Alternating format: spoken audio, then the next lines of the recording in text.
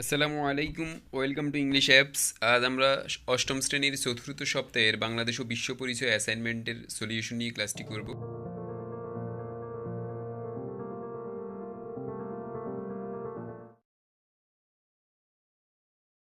প্রথমেই আমরা সিলেবাস নিয়ে কথা বলবো, অর্থাৎ তোমাদের বাংলাদেশ ও বিশ্ব পরিচয়ের অষ্টম শ্রেণীর চতুর্থ সপ্তাহের সিলেবাসের মধ্যে দুইটা অধ্যায় রয়েছে, একটা হচ্ছে তৃতীয় আর একটা হচ্ছে পঞ্চম। তো এটা হচ্ছে তোমাদের বাংলাদেশ ও বিশ্ব পরিচয়ের দ্বিতীয় অ্যাসাইনমেন্ট। তো কভার পেজের মধ্যে অ্যাসাইনমেন্ট নম্বর 2 লিখবে, আর বিষয়ের শিরোনামের ক্ষেত্রে তোমরা লিখবে বাংলাদেশের সাংস্কৃতিক পরিবর্তন ও সামাজিকীকরণের উন্নয়ন। অর্থাৎ এটা তোমরা শিরোনামটা এভাবে লিখবে যে সাংস্কৃতিক পরিবর্তন ও সামাজিকীকরণ, যেহেতু এই সুতরাং দুইটা লিখবে। এখন দেখো, তোমাদের জন্য একটি উদ্দীপক দেওয়া হয়েছে, সেটি আমি পড়ছি। কোভিড-19-এর কারণে রনির স্কুলের স্বাভাবিক কার্যক্রম বন্ধ রয়েছে, সেটি কোভিড কেন্দ্র হিসেবে ব্যবহৃত হচ্ছে। গত সপ্তাহে রনিদের পাশের বাড়িতে একজন কোভিড পজিটিভ রোগী শনাক্ত হয়। পাড়া প্রতিবেশীরা সবাই তাদের বাড়ির সব ধরনের যোগাযোগ বন্ধ করে দেওয়ায় পরিবারটি চরম অসহায় পরিস্থিতিতে পড়ে। এলাকার স্বেচ্ছাসেবীরা স্বাস্থ্যবিধি মেনে সশরীরে ও তথ্য যোগাযোগ প্রযুক্তির সহায়তায় তাদের এই দুর্ভোগ লাঘব করেন। ক নাম্বার প্রশ্ন, সাংস্কৃতিক আত্মীকরণ বলতে কি বোঝায়? সরাসরি বই থেকে তুলে দিয়েছে। খ নাম্বার প্রশ্ন হচ্ছে সামাজিক পরিবর্তনের দুইটি উদাহরণ দাও, এটাও বই থেকে। গ নাম্বার প্রশ্ন হচ্ছে রনিদের এলাকার মতো পরিস্থিতিতে তোমার এলাকায় কোভিড আক্রান্তদের জন্য বিদ্যালয়ের বন্ধুরা মিলে কী ধরনের স্বেচ্ছাসেবকমূলক উদ্যোগ নেওয়া যায় সে তার একটি তালিকা প্রণয়ন করো। ঘ নাম্বার প্রশ্ন হচ্ছে উদ্দীপকে বর্ণিত পরিস্থিতিতে তথ্য ও যোগাযোগ প্রযুক্তি আমাদের সামাজিকীকরণে কী প্রভাব বিস্তার করবে তা ব্যাখ্যা করো। অর্থাৎ এই যে করোনা আক্রান্ত যে পরিস্থিতিটা হয়েছে, এটা এই ক্ষেত্রে তথ্য ও যোগাযোগ প্রযুক্তি আমাদের সোশ্যালাইজেশন বা সামাজিকীকরণ প্রক্রিয়ার মধ্যে কী ধরনের ভূমিকা রাখবে সেটা ব্যাখ্যা করার জন্য বলা হয়েছে। তো এখানে 4টা প্রশ্ন রয়েছে। প্রথম দুইটা হচ্ছে প্রথম অধ্যায় থেকে বাংলাদেশ, অর্থাৎ তৃতীয় অধ্যায় থেকে বাংলাদেশের সাংস্কৃতিক পরিবর্তন ও উন্নয়ন, আর দ্বিতীয় প্রশ্নটি হচ্ছে পঞ্চম অধ্যায় থেকে সামাজিকীকরণ ও উন্নয়ন থেকে করা হয়েছে। তো এখন আমরা একটি নমুনা উত্তর দিয়ে দেখাবো কীভাবে হচ্ছে যে অ্যাসাইনমেন্টের একটি সুন্দর উত্তর করতে হয়। আমাদের প্রথম প্রশ্নটি করা হয়েছে সাংস্কৃতিক আত্মীকরণ কাকে বলে। তো এটার উত্তর লিখবো। তার আগে বলে নিচ্ছি, যারা এখনও ইংলিশ অ্যাপ চ্যানেলটিকে সাবস্ক্রাইব করনি অবশ্যই সাবস্ক্রাইব করবে এবং হচ্ছে নোটিফিকেশন বাটনটি ক্লিক করে রাখবে, যাতে করে যখনই আমরা অ্যাসাইনমেন্টের উত্তর আপলোড করি তোমাদের কাছে নোটিফিকেশন চলে যায়। সাংস্কৃতিক আত্মীকরণ যে প্রক্রিয়ার মাধ্যমে সংশ্লিষ্ট ব্যক্তি এবং গোষ্ঠী অন্যের সংস্কৃতি আয়ত্ত করে তাকে সাংস্কৃতিক আত্মীকরণ বলা হয়।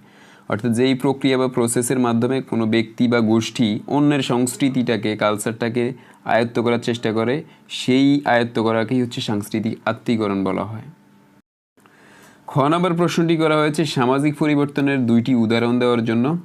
তো দেখো, সামাজিক পরিবর্তন হলো সমাজের বিভিন্ন স্তরে আগের অবস্থা থেকে পরিবর্তন হয়ে নতুন অবস্থা সৃষ্টি করা।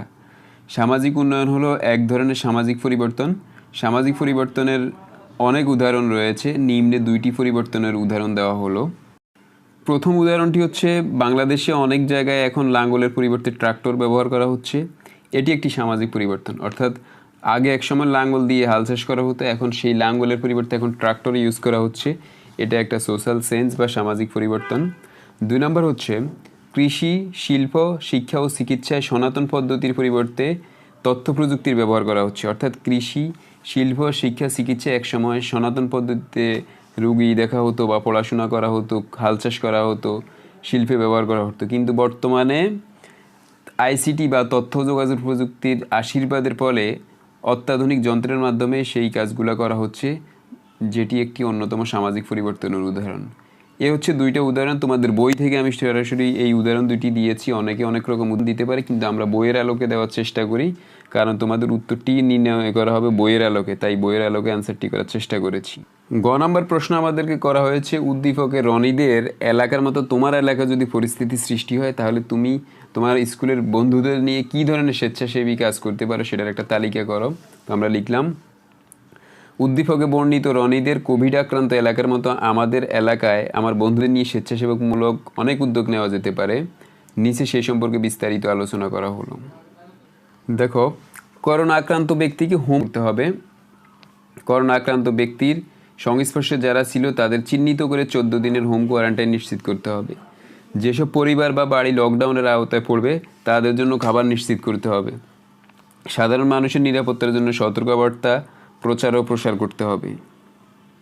সবাইকে মাস্ক ও স্যানিটাইজার ব্যবহারে উৎসাহিত করতে হবে এবং প্রয়োজন ছাড়া বাসার বাহিরে না যেতে উৎসাহিত করতে হবে। অর্থাৎ সবাই যাতে মাস্ক ও স্যানিটাইজার ব্যবহার করে সেই ব্যাপারে সবাইকে ইন্সপায়ার বা উৎসাহিত করতে হবে এবং বাসায় থাকার জন্য উৎসাহিত করতে হবে, যাতে করে প্রয়োজন ছাড়া বাসার বাহিরে না যায় সেই ব্যাপারে বলতে হবে। তারপর হচ্ছে যেসব স্থানে ভিড় হওয়ার সম্ভাবনা আছে তাদেরকে জনসমাগম এড়ানোর জন্য উৎসাহিত করতে হবে। অর্থাৎ যে সমস্ত জায়গায় ভিড় হয়, জনসমাগম হয়, সেগুলো এড়ানোর জন্য উৎসাহিত করতে হবে। যেসব মানুষ অসহায় আছে তাদের জন্য খাদ্য ও প্রয়োজনীয় ব্যবস্থা করতে হবে। যারা অভাবে আছে, অসহায় অবস্থায় আছে, তাদের জন্য প্রয়োজনীয় খাবার এবং অন্যান্য যে সমস্ত প্রয়োজনীয় বিষয়গুলো আছে সেগুলো নিশ্চিত করতে হবে। সকলের সতর্কতার জন্য বিনামূল্যে মেডিকেল ক্যাম্প করা যেতে পারে। অর্থাৎ অনেকেই হচ্ছে চিকিৎসা করতে পারে না বিভিন্ন কারণে, তাদের জন্য, তাদের সতর্কতার জন্য বিনামূল্যে মেডিকেল ক্যাম্প করার চেষ্টা করতে হবে, এই ব্যাপারে উদ্যোগ নিতে হবে। সরকারি নির্দেশনা ও আচরণবিধি মেনে চলার জন্য সবাইকে উৎসাহিত করতে হবে। অর্থাৎ সরকার যখন যেই নির্দেশনা দেয় সেই নির্দেশনা এবং আচরণবিধি যাতে সবাই মেনে চলে সেই ব্যাপারে সবাইকে উৎসাহিত করতে হবে। রেডিও, টেলিভিশন, ইন্টারনেট থেকে প্রাপ্ত তথ্য সবাইকে জানিয়ে দিতে হবে। অর্থাৎ আমরা ঘরে বসে অনেক সময় রেডিও, টেলিভিশন, ইন্টারনেট থেকে অনেক ইনফরমেশন পাই, সেগুলো অপরকে যেভাবে সম্ভব প্রচার ও প্রসার করতে হবে। এই হচ্ছে আমাদের স্বেচ্ছাসেবক বা স্বেচ্ছাসেবী উদ্যোগ আমাদের বন্ধুদের কর্তৃক নেওয়া করোনা ভাইরাস আক্রান্ত এলাকার জন্য। তো সর্বশেষ উপরোক্ত উদ্যোগগুলো নিতে পারলে আমার এলাকা নিরাপদ ও করোনামুক্ত থাকবে বলে আশা রাখি বা আশা করি। এই হচ্ছে তোমাদের এই গ নম্বর প্রশ্নের উত্তর আমরা আমাদের মতো করে লিখে দিয়েছি। এটা থেকে আইডিয়া নিয়ে তোমরা কিছু কাট বা অ্যাড করতে পারো, তাহলে হচ্ছে তোমার একটি সুন্দর অ্যাসাইনমেন্ট হবে। ঘ নম্বর প্রশ্নে বলা হয়েছে উদ্দীপকে বর্ণিত পরিস্থিতিতে তথ্য ও যোগাযোগ প্রযুক্তি সামাজিকীকরণে কী ধরনের ভূমিকা রাখতে পারে সেই ব্যাপারে ব্যাখ্যা করো বা বিস্তারিত আলোচনা করো। অর্থাৎ আমরা উদ্দীপকে দেখেছি যে রনিদের এলাকা করোনা ভাইরাস আক্রান্ত এলাকা হয়েছে, তো সেই সিচুয়েশন বা সেই পরিস্থিতিতে তথ্য ও যোগাযোগ প্রযুক্তি আমাদের সামাজিকীকরণে অর্থাৎ একে অপরের সাথে যোগাযোগ ব্যবস্থায় কী ধরনের ভূমিকা রাখতে পারে সেই ব্যাপারে আলোচনা করতে হবে। তো তোমাদের বইয়ের আলোকে আমরা একটা উত্তর রেডি করেছি, সেটা থেকে আইডিয়া নিতে পারো। যেমন দেখো, উদ্দীপকে বর্ণিত পরিস্থিতিতে তথ্য ও যোগাযোগ প্রযুক্তি সামাজিকীকরণে অনেক ভূমিকা রাখতে পারে। ইন্টারনেট প্রযুক্তি বর্তমানে দেশ ও দেশের বাইরে একজনের সঙ্গে অন্যজনের যোগাযোগকে খুবই সহজ করে দিয়েছে। আত্মীয় স্বজন বা বন্ধু বান্ধবের সঙ্গে ভাব বিনিময়, পরস্পরের খোঁজখবর নেওয়া কিংবা ব্যবসায়িক প্রতিপক্ষের সঙ্গে পণ্য বিনিময় সংক্রান্ত আলোচনা, চুক্তি ইত্যাদি এখন ঘরে বসে অল্প সময়ই করা যায়। কিছুদিন আগেও বা যা ভাবা এভাবে সামাজিকীকরণের মাধ্যমে সমাজের উন্নয়নে তথ্য প্রযুক্তি গুরুত্বপূর্ণ ভূমিকা রাখছে। ব্যক্তির সামাজিকীকরণে তথ্য প্রযুক্তি গুরুত্বপূর্ণ ভূমিকা পালন করে। বর্তমানে তথ্য প্রযুক্তির ফলে মানুষের যোগাযোগ সহজ হয়েছে। সমাজের উন্নয়নে তথ্য প্রযুক্তি গুরুত্বপূর্ণ ভূমিকা পালন করছে। কোভিড আক্রান্ত এলাকা হওয়ায় কেউ কারোর সাথে দেখা সাক্ষাৎ করতে না পারলেও তথ্য ও যোগাযোগ প্রযুক্তির আশীর্বাদের কারণে মোবাইল, ইন্টারনেটের মাধ্যমে যোগাযোগ রক্ষা করা সম্ভব হয়েছে। সরাসরি অডিও, ভিডিও কলের মাধ্যমে একজন আরেকজনের সাথে অনেক দূরে বসেও যোগাযোগ করতে পারবে। ঘরে বসেই এখন সংসদ টেলিভিশনের সম্প্রচার করা ক্লাস করা যায়। মুহূর্তের মাধ্যমেই ইন্টারনেটের কল্যাণে দেশে করোনা পরিস্থিতির আপডেট তথ্য পাওয়া যায়। অতএব এ কথা প্রতীয়মান হয় যে উদ্দীপকে বর্ণিত পরিস্থিতিতে তথ্য ও যোগাযোগ প্রযুক্তির প্রভাব আমাদের সামাজিকীকরণে বিশাল অবদান রাখবে। এই হচ্ছে তোমাদের 4টা সৃজনশীলের উত্তর আমরা আমাদের মতো করে দিয়েছি। তো তোমরা এটা থেকে আইডিয়া নিয়ে এখন নিজেদের মতো করে করার চেষ্টা করবে। আমরা বিশেষত তোমাদের বইকে গুরুত্ব দিয়েছি, বইয়ের আলোকে উত্তরটা তৈরি করার চেষ্টা করেছি। উত্তর অনেকের কাছে ছোট হতে পারে, আবার অনেকের কাছে বড় হতে পারে। আমাদের কাছে তোমরা বিভিন্ন সময় বিভিন্ন রকমের কমেন্ট করেছো। তো এটা থেকে জাস্ট এটা হচ্ছে বেসিক ধরে তোমরা এখন নিজে পারো, আবার কিছু কমাতে পারো। যদি কারো কাছে বেশি মনে হয় তো সে কিছু কমাবে, আর কারো কাছে কম হলে সে কিছু বাড়াবে। এইভাবে নিজে কিছু প্রক্রিয়াজাত করলে আশা করি এটা একটি সুন্দর মানের অ্যাসাইনমেন্ট হবে।